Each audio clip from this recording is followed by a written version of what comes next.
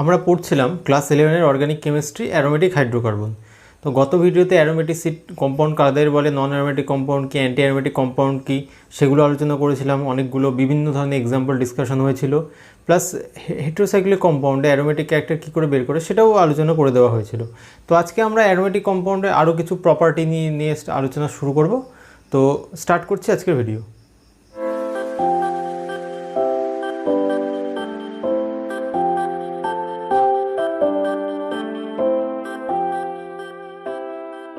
Aromatic কম্পাউন্ডের simplest example হচ্ছে benzene. আমরা বলেছি এটা হচ্ছে একটা বেনজিন অণু, নাম হচ্ছে বেনজিন। তো আরও যদি আমরা এবার এটা হচ্ছে সিম্পল বেনজিন হচ্ছে বেসিক ইউনিট। এবার এর মধ্যে যদি আমরা একটা প্রতিস্থাপক ঢোকাই তাহলে সেই অনুযায়ী তার বিভিন্ন নাম হয়। তো আমরা প্রথমে মনো সাবস্টিটিউটেড বেনজিন নিয়ে আলোচনা করব। মনো সাবস্টিটিউটেড বেনজিন মানে একটি প্রতিস্থাপন আছে, শুধুমাত্র এক প্রতিস্থাপকযুক্ত বেনজিন, তাদেরকে বলে মনো সাবস্টিটিউটেড বেনজিন। এবার কিছু নাম আমাদেরকে মনে রাখতে হবে। বেনজিনের মধ্যে আমরা যদি একটা মিথাইল ঢুকাই তাহলে তাকে বলে হচ্ছে টলুইন। টলুইন এই যে একটা প্রতিস্থাপন শুধু। এবার কি হচ্ছে, বেনজিনের 6টা পজিশনই হচ্ছে সমতুল্য। আমি যে জায়গায় দিই তাকে টলুইন বলবো, 6টা কার্বন ইকুয়াল, তাহলে এটা হচ্ছে টলুইন আমাদের। এবার আমি যদি এখানে একটা আইসোপ্রোপাইল গ্রুপ ঢোকাই, আইসোপ্রোপাইল গ্রুপ হচ্ছে এটা, সবাই জানে নিশ্চয়ই, CH দুদিকে CH3 এটা, তাহলে এর নাম হয়ে যাবে আইসোপ্রোপাইল বেনজিন। আইসোপ্রোপাইল বেনজিন যেটাকে আমরা কিউমিন নামে পরিচিত, CUMEN, কিউমিন নামে পরিচিত।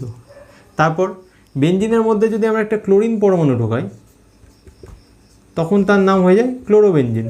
যে কোনো হ্যালোজেন ঢোকালে হ্যালোবেনজিন, ওটা ক্লোরিন হলো ক্লোরোবেনজিন, ব্রোমিন হলো ব্রোমোবেনজিন, আয়োডিন হলো আয়োডোবেনজিন, হ্যালোবেনজিন বা ক্লোরোবেনজিন, ঠিক আছে। এবার বেনজিনের মধ্যে যদি আমরা একটা OH প্রতিস্থাপক ঢোকাই তখন আর তাকে অ্যালকোহল বলে না, তখন আর তাকে বলে হচ্ছে ফেনল। আমাদের জানা খুব পরিচিত জিনিস ফেনল, ডাকনাম কার্বলিক অ্যাসিড, আমরা বাড়িতে ব্যবহার করে থাকি সাপ তাড়ানোর জন্য, তো সেই ফেনল। এবার বেনজিনে যদি একটা COOH গ্রুপ ঢোকাই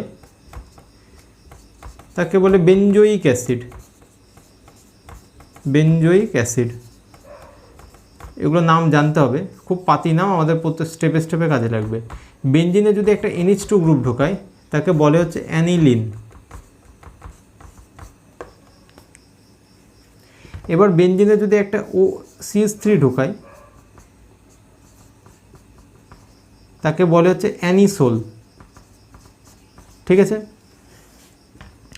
বেনজিনের মধ্যে যদি একটা CHO ঢোকাই তাহলে একটা অ্যালডিহাইড, CHO অ্যালডিহাইড গ্রুপ, তাহলে এর নাম হচ্ছে বেনজালডিহাইড।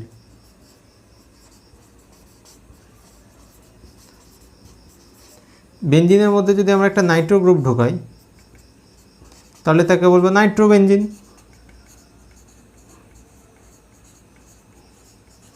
তাহলে এরকম এই হলো কয়েকটা ভীষণ কমন নাম যেগুলো আমাদেরকে জানতে হবে। আরও অনেক কমন নাম জানতে হবে, বইয়ের মধ্যে সব লিস্ট করে দেওয়া থাকে, সেগুলো থেকে চেক করতে হবে। তো যতটা সম্ভব আমি মনো সাবস্টিটিউটেড বেনজিন নিয়ে আলোচনা করে দিলাম। নেক্সট আমরা চলে আসবো ডাই সাবস্টিটিউটেড বেনজিন বা দ্বি প্রতিস্থাপিত বেনজিন নিয়ে। যেহেতু আলোচনার অবকাশ খুব বেশি নেই তাই বেশি এক্সাম্পল করানো যাচ্ছে না, বই থেকে আমাদেরকে বিভিন্ন নামগুলো দেখে নিতে হবে। মেন টপিকে ফিরছি, নাহলে ভিডিও লেন্দি হয়ে যাবে, দেন বোরিং হয়ে যাবে। তো আমরা শুরু করব ডাই সাবস্টিটিউটেড বেনজিন বা দ্বি প্রতিস্থাপিত বেনজিন। 2 নম্বর দিয়ে ডাই সাবস্টিটিউটেড বেনজিন বা দ্বি প্রতিস্থাপিত বেনজিন। এবার দেখো ব্যাপারটা কি, যে বেনজিনে ধরো একটা গ্রুপ আছে, প্রথমে একটা গ্রুপ, দুটো প্রতিস্থাপন করতে হলে একটা একটা করে করব। তো বেনজিনে প্রথমে একটা গ্রুপ ঢুকে গেছে, ধরো X, ঠিক আছে, X একটা গ্রুপ ঢুকে গেছে। এবার সেকেন্ড গ্রুপ Y ঢোকাতে চাইবো, তাহলে আমি কোথায় ঢোকাবো? আমি বলেছিলাম যখন আমি প্রথম গ্রুপ ঢোকাবো আমার কোনো সমস্যা নেই, বেনজিনের মধ্যে X ঢুকিয়েছি, X ঢুকে গেছে। এবার X এর মধ্যে যদি Y ঢোকাতে চাই তাহলে দেখো, আমি যদি X এর রেসপেক্ট এই পজিশনটাতে ঢোকাই, ধরো আমি এখানে ঢোকালাম, এই যে, আচ্ছা আমি একটা একটা করে দেখাই, হ্যাঁ নাম্বারিং করে নিই, 1 2 3 4 5 6 নাম্বারিং করে নিয়েছি। এবার ধরো আমি 2 নম্বর পজিশনে ঢোকাচ্ছি, তাহলে দেখতে এরকম হবে, Y একটা ঢুকিয়ে দিলাম। তাহলে দেখো আমি যদি 2-এ একটা Y ঢোকাই আর আমি যদি 3-এ একটা Y ঢোকাই তাহলে কি সেম জিনিস তৈরি হবে? নিশ্চয়ই না, দুটো আলাদা। তাহলে আমি বুঝতে পারছি যখন বেঞ্জিনের মধ্যে একটা প্রতিস্থাপক আছে তখন আমার কোনো সমস্যা নেই, কিন্তু যখনই বেঞ্জিনের মধ্যে একের বেশি প্রতিস্থাপক ঢুকে যাবে তখন আমার সমস্যা হওয়া শুরু করবে, তখন আমাকে নাম্বারিং করে নিতে হবে। এই যে নাম্বারিং করলাম, এবার দেখো এই যে এক্সের সাপেক্ষে 2 আর 6 নম্বর পজিশনকে বলে, দেখো 2 আর 6 দুটোই সেম, ওর পাশে আছে, তাহলে 2 আর 6 নম্বর পজিশনকে বলে অর্থ পজিশন। অর্থ 3 আর 5 দেখো একই, এদিক থেকেও একটা কার্বন পড়ে, এদিক থেকেও একটা কার্বন পড়ে, তাহলে 3 আর 5 এদেরকে বলে হচ্ছে মেটা পজিশন। আর দেখো 4 নম্বর পজিশন একে বলে প্যারা। তাহলে দেখো বেঞ্জিন রিংয়ে কোনো একটা গ্রুপ থাকলে বা মনো প্রতিস্থাপিত বেঞ্জিনের ক্ষেত্রে বা মনো সাবস্টিটিউটেড বেঞ্জিনের ক্ষেত্রে তার রেসপেক্টে 2 আর 6 নম্বর পজিশনকে বলে অর্থ পজিশন, 3 আর 5কে বলে মেটা পজিশন, 4কে বলে প্যারা। তাহলে যখন কোনো একটা মনো সাবস্টিটিউটেড বেঞ্জিন বা এক প্রতিস্থাপিত বেঞ্জিনে কোনো একটা সেকেন্ড গ্রুপ ঢোকাবো তখন সেটা অর্থতে ঢুকতে পারে, মেটাতে ঢুকতে পারে বা প্যারাতে ঢুকতে পারে, সেটা আমাদেরকে দেখতে হবে। তো এটা হচ্ছে দ্বি প্রতিস্থাপিত বেঞ্জিনের কথা বললাম। এবার দ্বি প্রতিস্থাপিত বেঞ্জিনের ক্ষেত্রে অর্থ হবে, মেটা হবে না প্যারা হবে সেটা আমাদেরকে দেখতে হবে। সেটা হচ্ছে কার উপর ডিপেন্ড করবে, তাহলে কোথায় প্রতিস্থাপন ঢুকবে, অর্থ, মেটা না প্যারা, সেটা ডিপেন্ড করবে এই এক্স গ্রুপের প্রকৃতির উপর। এবার এক্স যে গ্রুপ আছে তার প্রকৃতির উপর ডিপেন্ড করবে প্রতিস্থাপনটা কোথায়। তাহলে এক্সের প্রকৃতির উপর নির্ভর করে এক্স গ্রুপটাকে দুভাগে ভাগ করা যায়। মানে এক্সের যে গ্রুপগুলো আছে সেটা সাধারণত দুটো নেচার দেখায়। এক ধরনের গ্রুপকে বলে হচ্ছে অর্থ প্যারা ডাইরেক্টিং গ্রুপ, অর্থ প্যারা সংক্ষেপে ওপি বলে, অর্থ প্যারা ডাইরেক্টিং গ্রুপ বা অর্থ প্যারা নির্দেশক গ্রুপ। তাহলে এই অর্থ প্যারা ডাইরেক্টিং গ্রুপ বা অর্থ প্যারা নির্দেশক গ্রুপ কারা, নামের মধ্যে লুকিয়ে আছে। ধরো আমার কাছে এখানে একটা এক্স আছে, এই এক্স আছে, এবার আমি বেঞ্জিনের মধ্যে ওয়াই ঢোকাতে চাইছি, তাহলে ওয়াই কোথায় ঢুকবে, আমি বলে দিলাম এক্সটা হচ্ছে অর্থ প্যারা নির্দেশক গ্রুপ, তাহলে এক্সের রেসপেক্টে ওয়াই ঢুকবে ওর অর্থতে, অর্থ আর প্যারাতে। তাহলে অর্থ কোনটা, এই দুটো অর্থ সেম, তাহলে এই একটা অর্থতে ঢুকলো, আরেকটা ঢুকতে পারবে প্যারাতে, কারণ এক্স আমি বলে দিয়েছি অর্থ প্যারা নির্দেশক গ্রুপ। তাহলে এটাই হচ্ছে অর্থ প্যারা নির্দেশক গ্রুপের ব্যাখ্যা, যে গ্রুপগুলোর উপস্থিতিতে পরবর্তী সাবস্টিটিউশন বা পরবর্তী প্রতিস্থাপন অর্থ প্যারা পজিশনে হয় তাদেরকে অর্থ প্যারা নির্দেশক গ্রুপ বলে। তাহলে কি বললাম, বেঞ্জিন বলয়ে যে গ্রুপের উপস্থিতির জন্য অর্থ আর প্যারা পজিশনে সাবস্টিটিউশন হয় তাদেরকে অর্থ প্যারা নির্দেশক গ্রুপ বা অর্থ প্যারা প্রতিস্থাপক বলে, নির্দেশক গ্রুপ বা অর্থ প্যারা ডাইরেক্টিং গ্রুপ বলে। এবার এই অর্থ প্যারা ডাইরেক্টিং গ্রুপগুলোর মধ্যে এক্সাম্পল কী আছে, উদাহরণ আমাদেরকে দেখতে হবে যে কারা অর্থ প্যারা ডাইরেক্টিং গ্রুপ। উদাহরণ হচ্ছে যত অ্যালকাইল গ্রুপ আছে, ইথাইলোক, মিথাইলোক, প্রোপাইলোক, আইসোপ্রোপাইলোক, সকল অ্যালকাইল গ্রুপগুলো হচ্ছে অর্থ প্যারা ডাইরেক্টিং গ্রুপ। তাছাড়া ক্লোরিন হচ্ছে অর্থ প্যারা ডাইরেক্টিং, জেনারেলি হ্যালোজেনকেই অর্থ প্যারা ডাইরেক্টিং ধরতে পারো, তা অন্যান্য হ্যালোজেনকেই ধরো অর্থ প্যারা ডাইরেক্টিং গ্রুপ। আর কি হতে পারে, যাদের মধ্যে লোন পেয়ার উপস্থিত আছে এরকম গ্রুপ, মানে লোন পেয়ার কন্টেইনিং গ্রুপ, মানে লোন পেয়ার নিঃসঙ্গ ইলেকট্রন, মানে লোন পেয়ারের বাংলাতে নিঃসঙ্গ ইলেকট্রন, তাহলে নিঃসঙ্গ ইলেকট্রন জোড় বহনকারী গ্রুপ, এটা অর্থ প্যারা হয়। যেমন হচ্ছে OH অক্সিজেনের মাথায় লোন পেয়ার আছে, OCH3 অক্সিজেনের মাথায় লোন পেয়ার আছে, NH2 অক্সিজেনের মাথায় লোন পেয়ার আছে। তাহলে এরা হচ্ছে অর্থ প্যারা নির্দেশক গ্রুপ, যা হয়তো অ্যালকাইল গ্রুপ হতে পারে, হ্যালোজেন হতে পারে, বা এমন গ্রুপ যেখানে অ্যাটমটার উপর লোন পেয়ার আছে, তারা হচ্ছে অর্থ প্যারা নির্দেশক গ্রুপ। এবার এই অর্থ প্যারা নির্দেশক গ্রুপকে অনেক সময় সক্রিয়তা বৃদ্ধিকারী গ্রুপ বলে। এই অর্থ প্যারা নির্দেশক গ্রুপ হচ্ছে সক্রিয়তা বৃদ্ধিকারী গ্রুপ, এটা বেঞ্জিন বলে সক্রিয়তা বৃদ্ধি করে দেয়, বা অনেক সময় বলা হয় হচ্ছে অ্যাক্টিভেটিং গ্রুপ। কেন বলে, কীভাবে করে, সেগুলো আমরা সব দেখব। তো এরা সক্রিয়তা বৃদ্ধিকারী গ্রুপ বা অ্যাক্টিভেটিং গ্রুপ। এক্সেপশন হচ্ছে হ্যালোজেন, হ্যালোজেন বাদে বাকি সবাই অর্থ প্যারা নির্দেশক গ্রুপ হচ্ছে সক্রিয়তা বৃদ্ধিকারী গ্রুপ, হ্যালোজেনগুলো সক্রিয়তা হ্রাসকারী গ্রুপ। তাহলে বললাম অর্থ প্যারা নির্দেশক গ্রুপ। তাহলে আরেকটা গ্রুপ হবে যেটা হবে হচ্ছে 2 নম্বর, সেটা হবে হচ্ছে মেটা নির্দেশক। আমি বললাম 3টে পজিশন আছে অর্থ প্যারা মেটা, তাহলে একটা গ্রুপ নিজে অর্থ প্যারা হয়ে গেল, আর সেকেন্ড গ্রুপটা হবে মেটা নির্দেশক গ্রুপ বা মেটা ডাইরেক্টিং গ্রুপ। তাহলে মেটা নির্দেশক গ্রুপ বা মেটা ডাইরেক্টিং গ্রুপ কারা, যেমন NO2, COOH, SO3H, এরা CN, এরা হচ্ছে মেটা ডাইরেক্টিং গ্রুপ বা হচ্ছে এদেরকে বলা হয় হচ্ছে সক্রিয়তা হ্রাসকারী গ্রুপ। তাহলে প্রথমে বললাম অর্থপ্যারা ডিরেক্টিং গ্রুপ বা সক্রিয়তা বৃদ্ধিকারী গ্রুপ, আর মেটাপ্যারা নির্দেশক গ্রুপ বা সক্রিয়তা হ্রাসকারী গ্রুপ। তাহলে এবার কোনো একটা গ্রুপ অর্থ ডিরেক্টিং হবে, প্যারা ডিরেক্টিং হবে না মেটা ডিরেক্টিং হবে, সেটা কি করে বুঝবো? তো সেটা যে জিনিসটা দিয়ে বোঝা হয় সেটাকে বলে হচ্ছে অভিবিন্যাসের তত্ত্ব বা থিওরি অফ ওরিয়েন্টেশন। আমরা সেই অভিবিন্যাসের তত্ত্ব বা থিওরি অফ ওরিয়েন্টেশনটা স্টার্ট করব। আশা করছি সবাই নোট করে নিয়েছো, নাহলে রিভাইন্ড করে একটু নোট করে নাও। তো এবার আমরা শুরু করছি যে কী করে অর্থপ্যারা আর মেটা নির্দেশক বুঝতে হয়। তো সেটাকে আমরা বলবো থিওরি অফ ওরিয়েন্টেশন বা অভিবিন্যাসের তত্ত্ব। দেখো আমি যেগুলো আলোচনা করছি সবই কিন্তু প্রতিস্থাপন নিয়ে আলোচনা করছি, তাও আবার নিউক্লিওফিলিক প্রতিস্থাপন নিয়ে না, ইলেকট্রোফিলিক প্রতিস্থাপন আলোচনা হচ্ছে, নিউক্লিওফিলিক প্রতিস্থাপন না। তো থিওরি অফ ওরিয়েন্টেশন বা অভিবিন্যাসের তত্ত্ব। তাহলে প্রথমে আমরা অর্থপ্যারা নির্দেশক গ্রুপগুলোর ক্ষেত্রে দেখে নিই।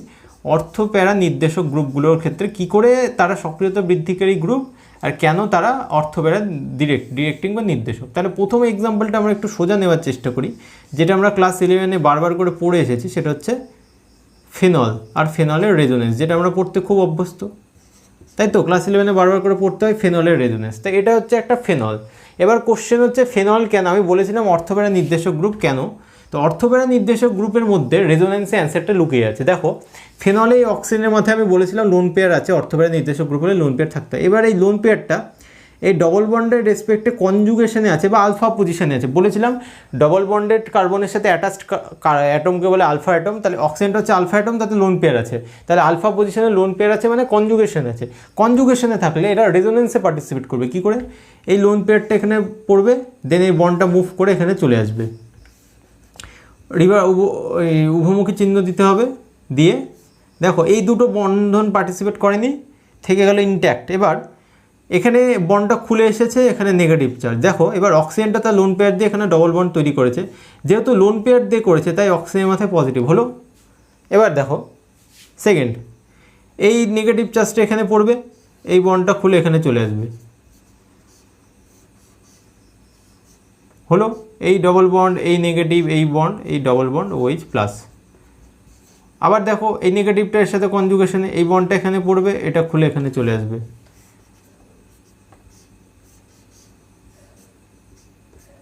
তাহলে এই হলো। আবার দেখো এই বন্ডটা এখানে পড়বে, দেন এর মাথায় এটা ব্যাক করে যাবে, দিয়ে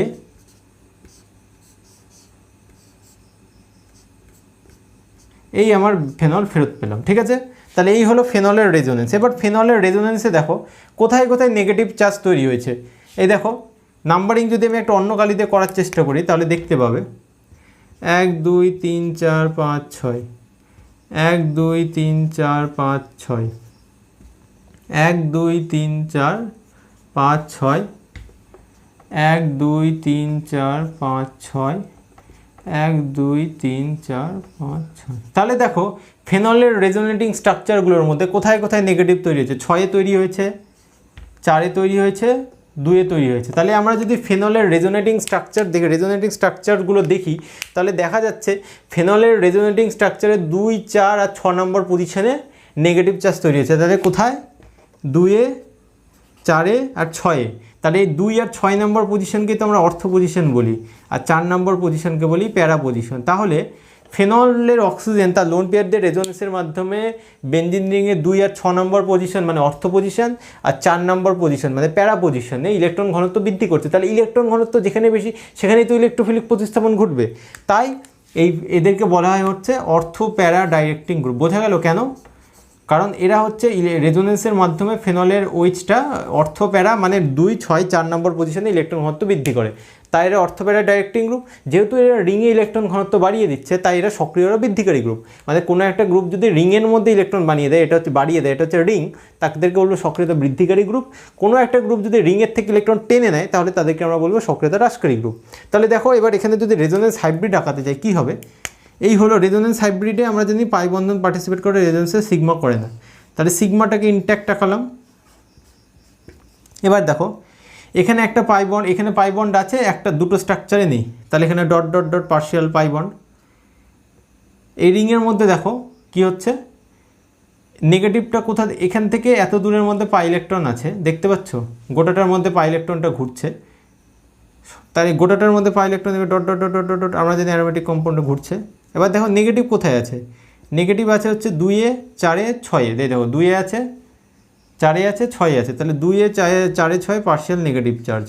আর অক্সিজেনে যেহেতু পজিটিভ আছে, এই যে অক্সিজেনে পজিটিভ আছে, অক্সিজেনের মাথায় পার্শিয়াল পজিটিভ চার্জ, তাহলে এটা হচ্ছে ফেনলের রেজোনেন্স হাইব্রিড। তাহলে ফেনলের রেজোনেন্স হাইব্রিডে দেখতে পাচ্ছ রিংয়ের মধ্যে নেগেটিভ চার্জের ডেন্সিটি বেড়ে গেছে, তাই এটা সক্রিয়তা বৃদ্ধিকারী গ্রুপ। আশা করছি বোঝাতে পারলাম ফেনলের ক্ষেত্রে কী হয়। একইভাবে তোমরা অ্যানিলিনেরটা ট্রাই করবে, এই যে অ্যানিলিনেরটা তোমরা ট্রাই করবে, যে অ্যানিলিনে কী করে রেজোনেন্স হয় তোমরা ট্রাই করে দেখতে পারো, অসুবিধা হলে বই করে দেওয়া আছে। যেহেতু এটা ওয়ান সাইডের কোর্স, মানে আমি শুধু বলবো, তোমাদের সমস্যা হলে কোশ্চেন করতে পারছো না, তাই দেখানোর অবকাশ নেই, তাই তোমাদেরকে বই থেকে মিলিয়ে নিতে হবে। তাই অ্যানিলিনে কীভাবে রেজোনেন্স হয় সেমটা করে তোমরা ট্রাই করবে। আমি অ্যালকাইল গ্রুপগুলোর ক্ষেত্রে বলে দিই, যে আমি বলেছিলাম যাতে লোন পেয়ার আছে তারা রেজোনেন্স করে ইলেকট্রন ডেন্সিটি বাড়িয়ে দেবে। তাহলে অ্যালকাইল গ্রুপগুলোর ক্ষেত্রে কী হচ্ছে দেখো, মনে করো আমার কাছে মিথাইল আছে, তাহলে মিথাইল হচ্ছে একটা অ্যালকাইল গ্রুপ CH3 আছে, এর মাথায় তো লোন পেয়ার নেই, তাহলে এই কেন সক্রিয়তা বৃদ্ধিকারী গ্রুপ হলো। দেখো বলেছিলাম রেজোনেন্স পড়ানোর পরে বা আগে যে হাইপার কনজুগেশন পড়াতে গিয়ে, যে সবসময় দরকারি না যে আমার কাছে পাই ইলেকট্রন থাকতে হবে, যদি আমার কাছে পাই ইলেকট্রন না থাকে তার পরিবর্তে আলফা হাইড্রোজেন থাকে, দেন ওই আলফা হাইড্রোজেন একটা বিশেষ ধরনের রেজোনেন্সে পার্টিসিপেট করে, যাকে হাইপার কনজুগেশন বা নো বন্ড রেজোনেন্স বলে। রেজোনেন্সে পাই ইলেকট্রন পার্টিসিপেট করে, হাইপার কনজুগেশনে সিগমা বন্ড পার্টিসিপেট করে। তাহলে এই রিংয়ের রেসপেক্টে এটা আলফা কার্বনের হাইড্রোজেনগুলো আলফা হাইড্রোজেন, তাহলে এই আলফা হাইড্রোজেনগুলো তাদের সিগমা বন্ড ব্রেক করে রিংয়ের সাথে হাইপার কনজুগেশনে পার্টিসিপেট করবে। এখানে রেজোনেন্স না, এখানে হবে হাইপার কনজুগেশন। দিয়ে এখানে নেগেটিভ, এখানে ডবল বন্ড। এবার দেখো কার্বনের থেকে বন্ডটা খুলে গেছে, এই হাইড্রোজেনের কাছে ইলেকট্রন নেই, তাহলে এটা স্পেসে প্লাস হয়ে ঝুলে আছে। একইভাবে এই গোটাটা এ হচ্ছে রিংয়ে, এই গোটা রিংয়ের মধ্যে ঘুরবে, ঘিরে 2, 4 আর 6 নম্বর পজিশনে ইলেকট্রন ডেন্সিটি বৃদ্ধি করবে। তাই অ্যালকাইল গ্রুপগুলো অর্থো প্যারা ডাইরেক্টিং গ্রুপ। আশা করছি বোঝা গেছে। নেক্সট হচ্ছে, এটাও সক্রিয়তা বৃদ্ধিকারী গ্রুপ। নেক্সট আমি বলেছিলাম যে হ্যালোজেনগুলো যদিও অর্থোপ্যারা ডাইরেক্টিং, কিন্তু হ্যালোজেনগুলো সক্রিয়তা হ্রাসকারী গ্রুপ। এমন কেন বলেছিলাম সেটা অ্যান্সারটা দেওয়ার চেষ্টা করি। যে দেখো হ্যালোজেনের মধ্যেও লোন পেয়ার আছে, লোন পেয়ারগুলো রেজোনেন্স করবে, এভাবে রেজোনেন্স করে কী করবো, ওই একই 2, 4 আর 6 নম্বর পজিশনে ইলেকট্রন ডেন্সিটি বৃদ্ধি করবে, ডবল বন্ড Cl+, এরকম ইনট্যাক্ট থাকবে। এ আবার রেজোনেন্সে পার্টিসিপেট করবে, সেম।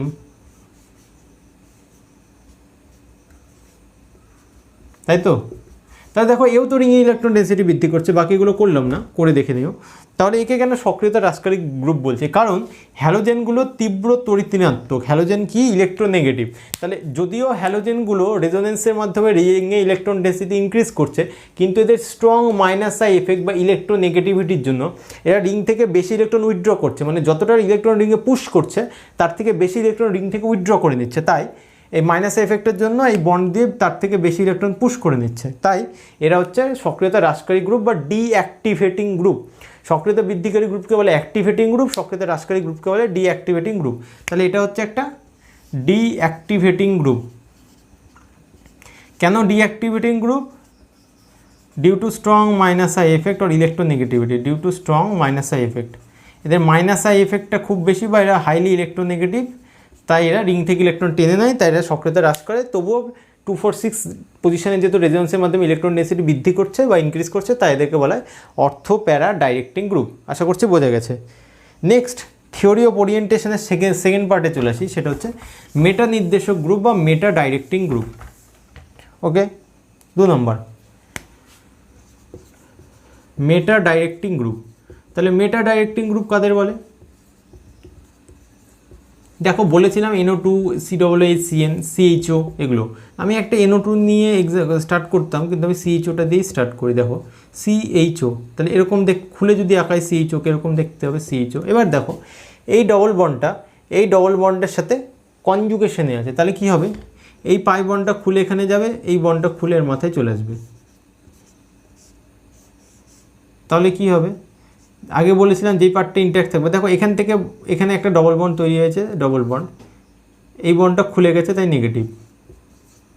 যেহেতু একটা বন্ড হয়েছে, একটা বন্ড খুলেছে, তাই কার্বনের উপর চার্জের কোনো চেঞ্জ হবে না। এখান থেকে বন্ডটা খুলে গেছে, এখানে পজিটিভ, তাই তো। নেক্সট দেখো এই পজিটিভটা রেসপেক্টে আলফা পজিশনে আছে, তাই বন্ডটা খুলে এখানে চলে আসবে, রেজোনেন্স করবে, প্লাসটা এখানে চলে এলো কারণ এখান থেকে বন্ড খুলে গেল।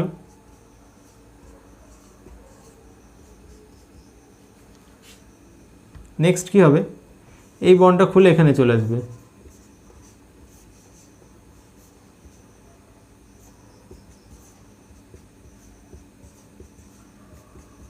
নেক্সট দেখো কি হবে, এই বন্ডটা খুলে এখানে চলে আসবে, দেন এই বন্ডটা এখানে পড়ে যাবে।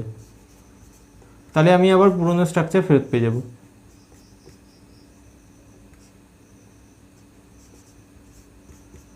ঠিক আছে, তাহলে এবার দেখো কোথায় কোথায় ইলেকট্রন পজিটিভ চার্জ তৈরি হয়েছে। দেখো কোথায় পজিটিভ চার্জ তৈরি হয়েছে, নাম্বারিং করি 1 2 3 4 5 6 1 2 3 4 5 6 1 2 3 4 5 6। তাহলে দেখো পজিটিভ কোথায় তৈরি হয়েছে, 2 6 আর 4। 2 6 মানে কোন পজিশন, অর্থ পজিশন, আর 4 নম্বর মানে প্যারা পজিশন।